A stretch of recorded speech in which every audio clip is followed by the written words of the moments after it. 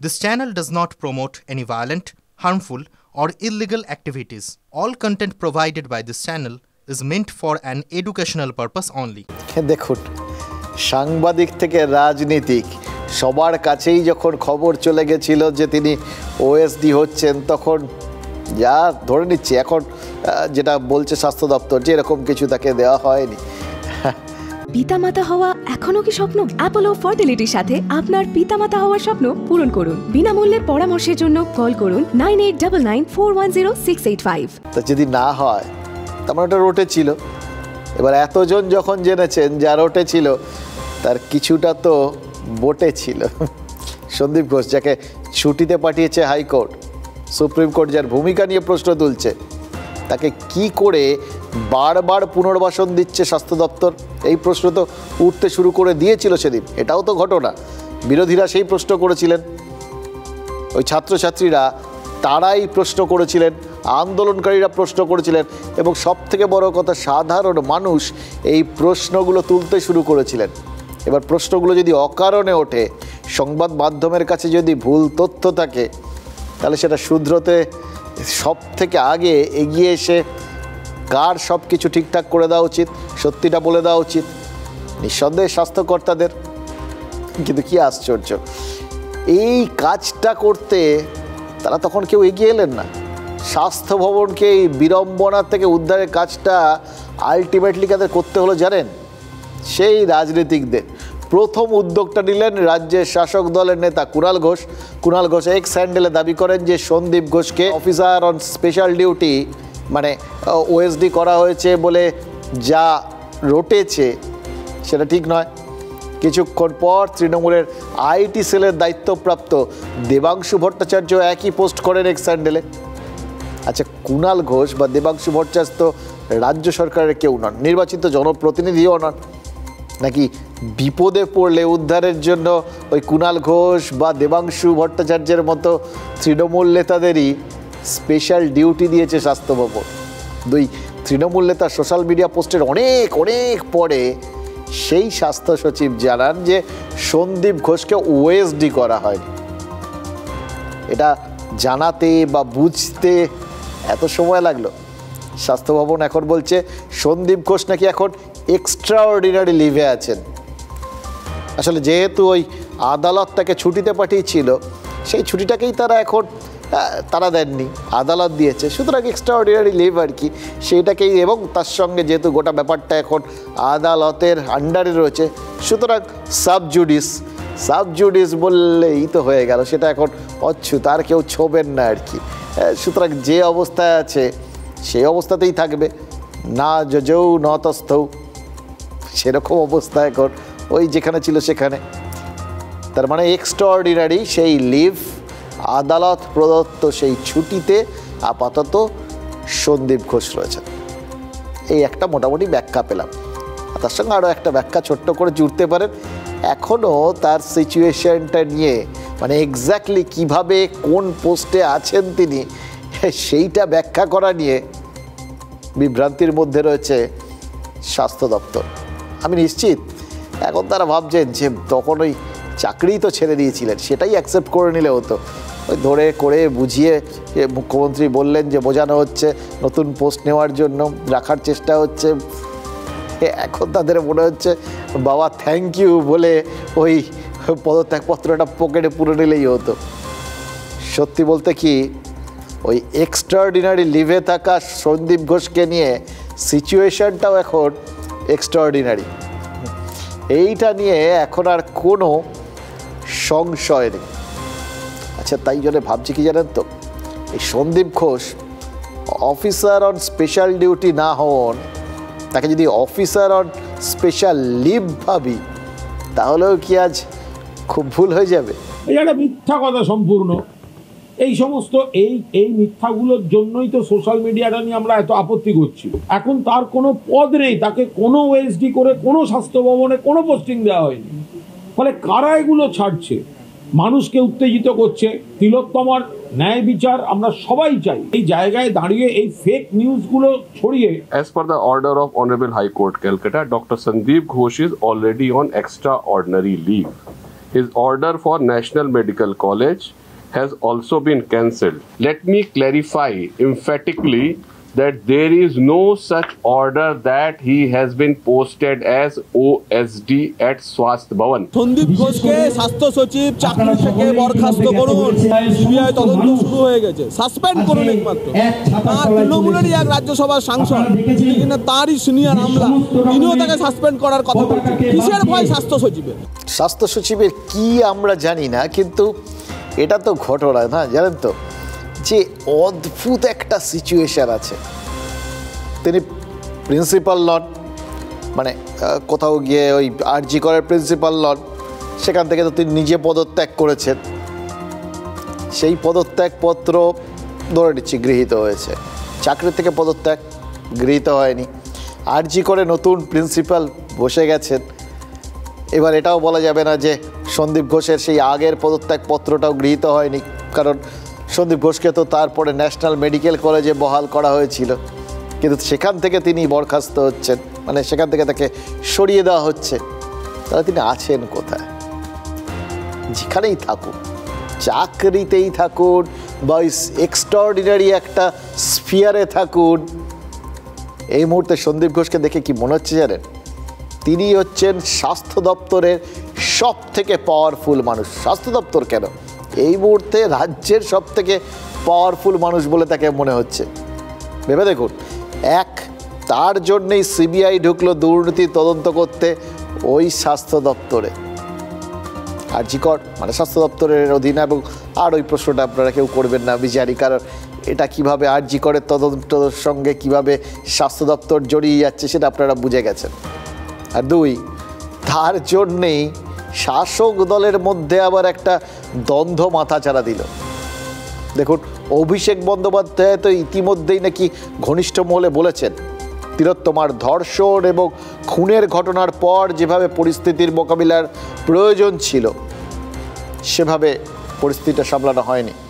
রাজ্য সরকার নাকি সেই পুরনো সেই গতানুগতিক সেই ব্যবস্থার মধ্যে সেই শেকলে বাধা পড়ে গেছে বলেই সিচুয়েশন সামলাতে ব্যর্থ হচ্ছে, এবং যাবতীয় লোকের যে রোষের উত্তাপ সেটা সরকার আর শাসক দলকে সামলাতে হচ্ছে বলে অভিষেক বন্দ্যোপাধ্যায় মনে করছেন, এবং এর জন্য তিনি নাকি ক্ষুব্ধ, এটাও ঘনিষ্ঠ মহলে জানিয়েছেন। দেখুন, আরজি করের ঘটনার পর অভিষেক বন্দ্যোপাধ্যায় কিন্তু দোষীর এনকাউন্টারের পক্ষে সওয়াল করেছিলেন।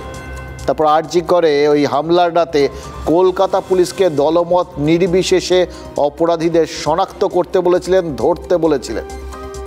সব ক্ষেত্রেই তার এই রাজধর্ম পালনের ইচ্ছা দেখে কিন্তু মনে হচ্ছিল তিনি হয়তো সরকারের বাইরের লোক হয়েও সরকারকে একটা রাস্তা দেখাতে চাইছেন। আচ্ছা, রাজ্য প্রশাসন ব্যর্থ হচ্ছে, এটা অভিষেক বন্দ্যোপাধ্যায় পয়েন্ট আউট করেছেন বলেই কি স্বাস্থ্য দপ্তরের ভুলটা প্রথমে খুঁজে বার করলেন, তারপর সেইটা শুধরে দিলেন কুণাল ঘোষ এবং দেবাংশু ভট্টাচার্য? আস্তে আস্তে ধাপে ধাপে ব্যাপারগুলো তো হয়, তাই না? তিলোত্তমার ঘটনায় যখন রাজ্য সরকার আর রাজ্যের শাসক দল চাপ এড়াতে পারছে না, তখন অভিষেক এক্স হ্যান্ডেলে পোস্ট করে গোটা দেশের ধর্ষণ পরিসংখ্যান সামনে এনেছেন এবং বলেছেন রাজ্যগুলোর উচিত ধর্ষণ বিরোধী কঠোর আইন প্রণয়নে কেন্দ্র যাতে উদ্যোগী হয় তার জন্য একটা চাপ তৈরি করা, কেন্দ্রের ওপর চাপ তৈরি করা। আর তারপরেই দেখুন ঘটনাচক্র এমনই, প্রধানমন্ত্রীকে দেখা গেল চিঠি লিখেছেন মুখ্যমন্ত্রী। এবার অভিষেক যে দাবি করে এক্স হ্যান্ডেলে পোস্ট করেছিলেন সেই একই দাবিতে মুখ্যমন্ত্রী প্রধানমন্ত্রীকে যে চিঠি লিখলেন তাতে পার্থক্য শুধু একটা জায়গায়। অভিষেক চেয়েছিলেন 50 দিনের মধ্যে ধর্ষণ কাণ্ডের ফয়সলা হোক, এরকম একটা আইন তৈরি হোক, আর মমতা বন্দ্যোপাধ্যায় চেয়েছেন এমন আইন আনা হোক যাতে 15 দিনে একদম ফাস্ট ট্র্যাকে দোষীর শাস্তির ব্যবস্থা হয়ে যায়। এই ফারাকটুকু ছাড়া অভিষেক বন্দ্যোপাধ্যায় আর মমতা বন্দ্যোপাধ্যায়ের কথায় কি কোনো ফারাক ছিল? না।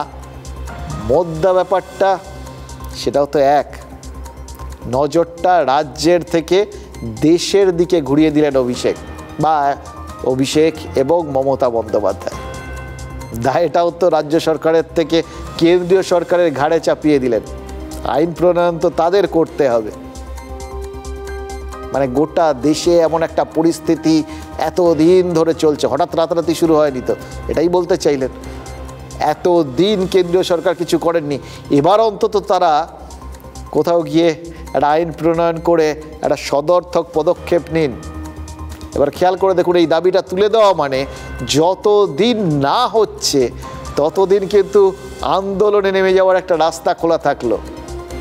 যতই আন্দোলনকারীরা এই তিলোত্তমার খুনি ধর্ষকের শাস্তি পরিচয় প্রকাশের জন্য আন্দোলন করুন, যতই সাধারণ মানুষ রাস্তায় নামুন, পাশাপাশি তৃণমূলেরও কিন্তু রাস্তায় নেমে এই তিলোত্তমার মতোই অনেক তিলোত্তমার জন্য কোথাও গিয়ে সুবিচারের দাবি করার একটা রাস্তা খুলে গেল।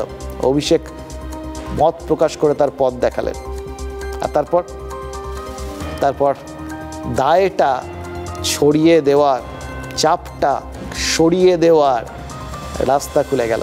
তাহলে বলতে হবে সরকারের পথপ্রদর্শক হিসেবে অভিষেক বন্দ্যোপাধ্যায়ের এই পরিচিতি, সেটা এই মুহূর্তে রাজনৈতিকভাবে অত্যন্ত গুরুত্বপূর্ণ।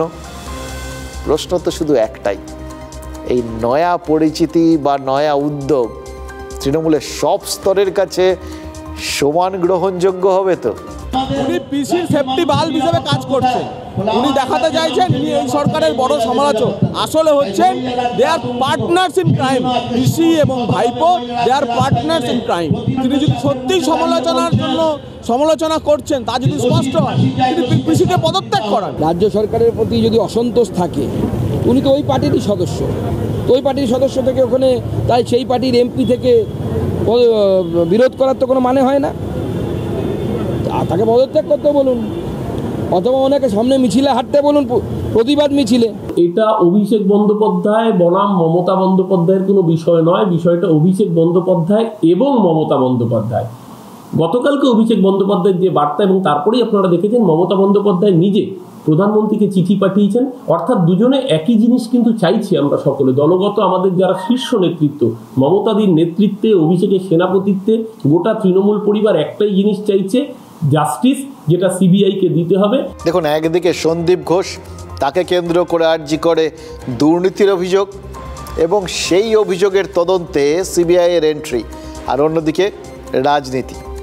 এই দুইয়ের কারণে কি আসল জায়গাটার থেকে নজরটা ঘুরে যাচ্ছে? এই প্রশ্ন তো উঠছে। তিলোত্তমার ধর্ষণ এবং খুনের রাতে আরজি করে কি হয়েছিল, কেন তিলোত্তমার এই পরিণতি হলো, এই প্রশ্নগুলো কি ক্রমশ আড়ালে চলে যাচ্ছে?